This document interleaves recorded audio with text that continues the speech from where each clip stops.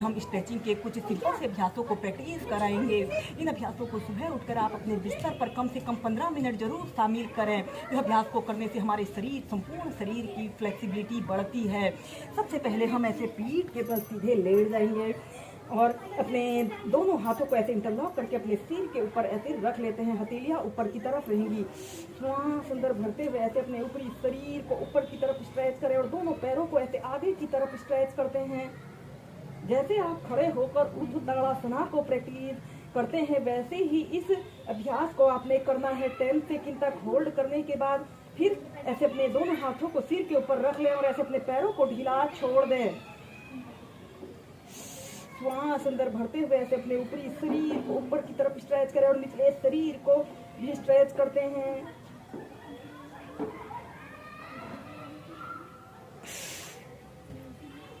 फिर सीधे ऐसे ही कम से कम 5 से 6 बार श्वास प्रश्वास के साथ कीजिए।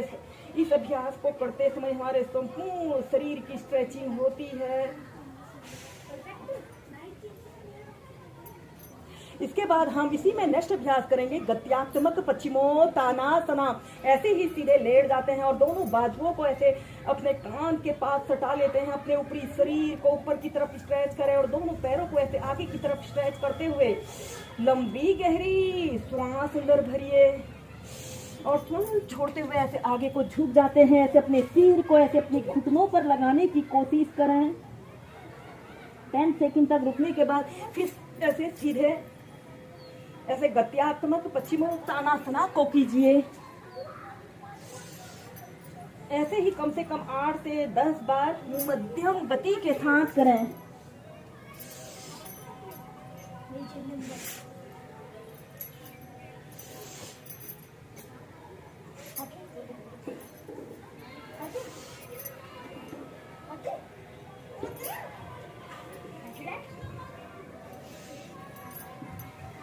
तो इसके बाद हम करेंगे सुप्त पाद अंगुष्ठ आसन। ऐसे सीधे लेट जाते हैं और अपने राइट पैर को ऐसे घुटने से ऐसे मोड़ रहे हैं और अपने हाथ की 2 उंगलियों से ऐसे अपने पैर के अंगूठे को ऐसे पकड़ लेते हैं और दूसरे हाथ को ऐसे अपने थाइस के ऊपर से ऐसे रख लें और ऐसे अपने पैर को बिल्कुल सीधा करें। श्वास छोड़ते हुए ऐसे अपने घुटने को ऐसे अपने नाक पर स्पर्श कराने की कोशिश करते हैं। दूसरा पैर बिल्कुल सीधा रहे। कम से कम 30 सेकंड तक ऐसे ही इस अभ्यास को कीजिए। फिर सीधे फिर अपने लेफ्ट पैर को ऐसे घुटने से मोड़ें। श्वास छोड़ते हुए ऐसे अपने घुटने को ऐसे अपने नाक पर स्पर्श कराने की कोशिश करें। 10 से 30 सेकंड तक ऐसे ही रुकें।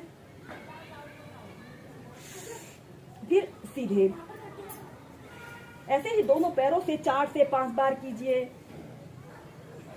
श्वास अंदर भरते हुए ऐसे अपने पैर को ऊपर उठाइए और श्वास छोड़ते हुए ऐसे अपने घुटने को ऐसे अपने नाक पर स्पर्श कराने की कोशिश करें या फिर अपने दोनों हाथों को ऐसे तलवों के नीचे से रखकर इस अभ्यास को ऐसे भी प्रैक्टिस कर सकते हैं।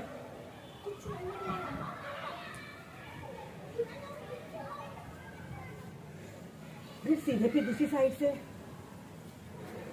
ऐसे अपने दोनों हाथों को ऐसे तलवों के नीचे से रख लें और श्वास छोड़ते हुए ऐसे अपने घुटने को ऐसे अपने नाक पर स्पर्श कराएं।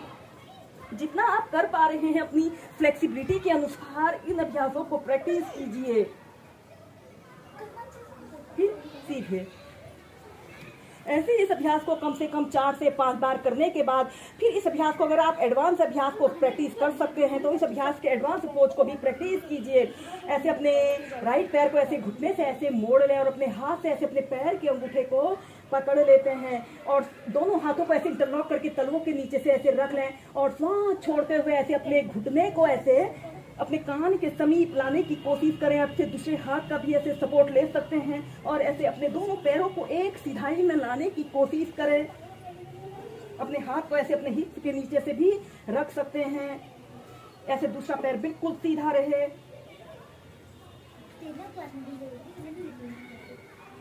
और एक आरामदायक अवधि के लिए कम से कम 30 सेकंड से लेकर 2 मिनट तक इस अभ्यास को प्रैक्टिस कर सकते हैं।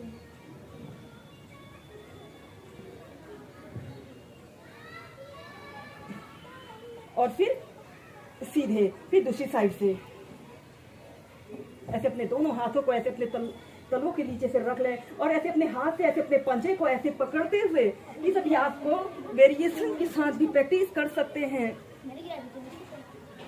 जब यह अभ्यास को करने से हमारे कमर के निचले हिस्से के समस्त स्नायु तंत्र मजबूत बनते हैं। जो लोग रनिंग करते हैं उन लोगों के लिए भी यह स्ट्रेचिंग का एक बहुत अच्छा अभ्यास है। इस अभ्यास को बच्चों ने, स्टूडेंट्स ने, यंगस्टर ने अपनी दिनचर्या में जरूर शामिल करना चाहिए। और फिर सीधे ऐसे ही दोनों पैरों से इसे आप 4 से 5 बार कीजिए।